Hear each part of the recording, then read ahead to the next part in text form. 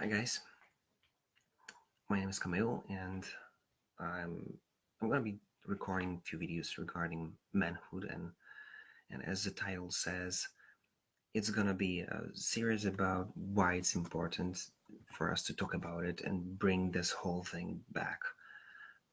Because looking at what's happening right now in the social scene, if we're not gonna get it back, we're gonna have a serious issues, and we already have, but it's gonna get much worse with the new generation.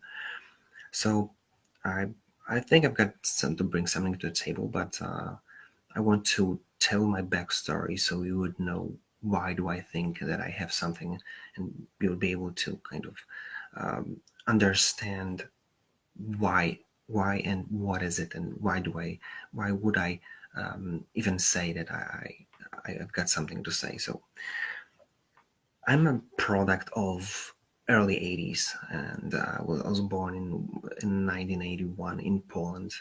It was like few months before my country was dragged into martial law, so it was a really crazy time.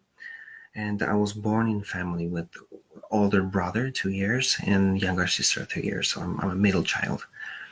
And not even mentioning that this whole time was crazy, because every t-shirt, every shoe that I had was something that I brought already owned, because the situation and economically was terrible. But our our situation, our rivalry with my brother was something that kind of kept me uh, kept me on my toes all the time. Because you see, my brother was the person who played every sport that he could lay his hands on.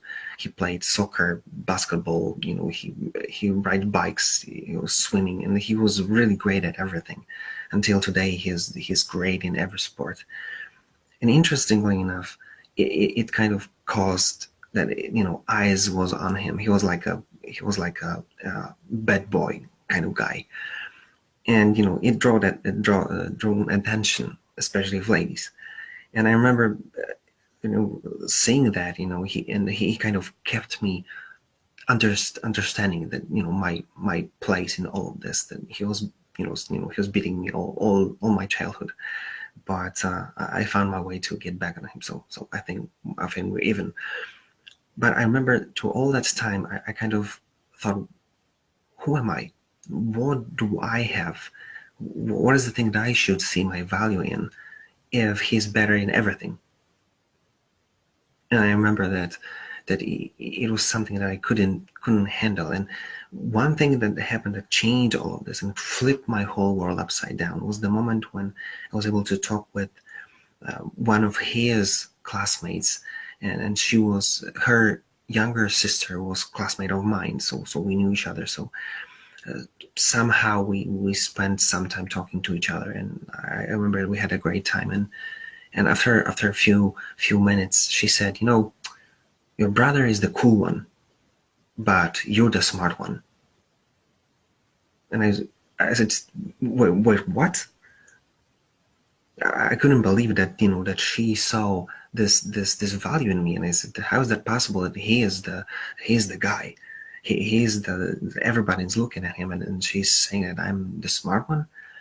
And I remember that was so shocking to me, that I remember that it was clear as day, that in that moment in time I decided. I remember this conversation I had with myself, that I will be the smart one, that I will, pursue understanding how the world works, and especially why.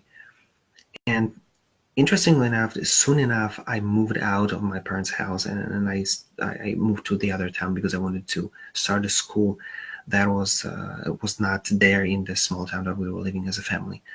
And I was able to start building my own kind of approach to life, my own idea how I supposed to approach it all, with a new environment, new friends, and so on. And I remember that I followed the advice of my mother, and she told us to respect women. She said, guys, always let the women go first. Just respect them. And I said, let's try it out. Let's test it.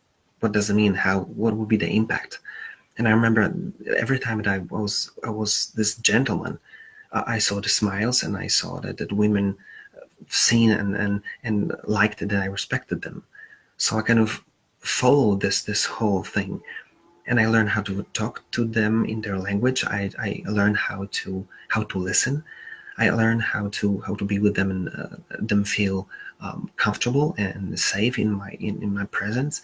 And then I remember that I followed this whole thing, and I saw that I was able to build relationship with women very easily. And years had passed, and I ended up in my own relationship, in my marriage. And I remember that we had some up and downs, but we were able to work it out, all of it. And now we're almost 18 years in marriage. It's no, we are 18 because a few days ago we had our anniversary. And I've got to say, we are very happy. We have never been happier than we are today. We love each other's company. We're just best friends, being with each other all the time. And at the same time, I can see that so many of my friends are many of them still trying to figure out how to get someone and be with someone. And those who are able to do so, many of them are struggling to keep their relationship afloat and their marriage alive. And unfortunately, some of my friends are divorced already.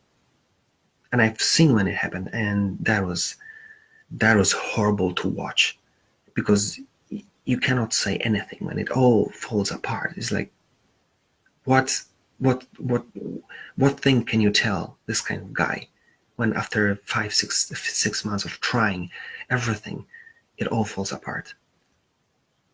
And interestingly enough, I'm in a happy relationship, and I was, during that time, even though I was married, I was able to build a relationship of friendship with many ladies. It's easy for me to start and easy for me to keep it, because I learned so much about them.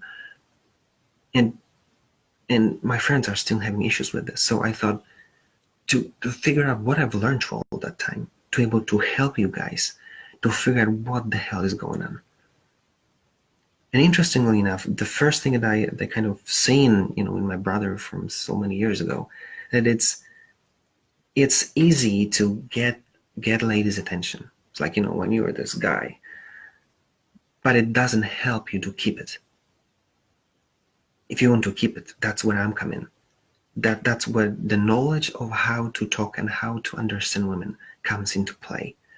And this is exactly what I want to bring to the table. Because if you understand how many myths are completely not true, how easy it is to understand, if you understand just few rules, build relations, start. And I know that many of you struggle with, and to keep a relationship, it's very easy.